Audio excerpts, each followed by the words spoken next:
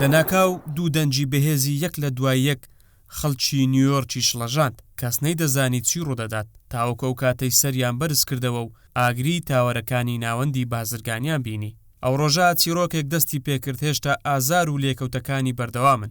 11 سپتێمبەر بۆ هەمیشە لە گوێی مرۆڤایەتیدا دەزرینجێتەوە.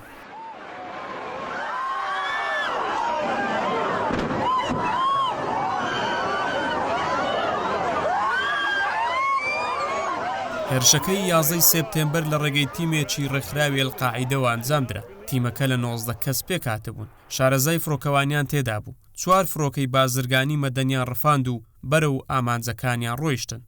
یەکەم فڕۆکە کاژمێر 8.46 خولەکی بەیانی بە کاتی نیویۆرک خۆی کێشا بە تاوەری باکووری ناوەندی بازرگانی جیهانی لە شارەکە.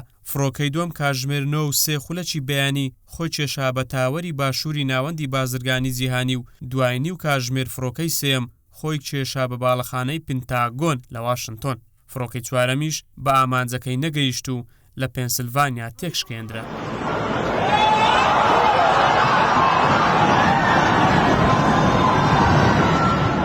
هێرشەکاندا 2753 کەس گیانیان لەدەستدا.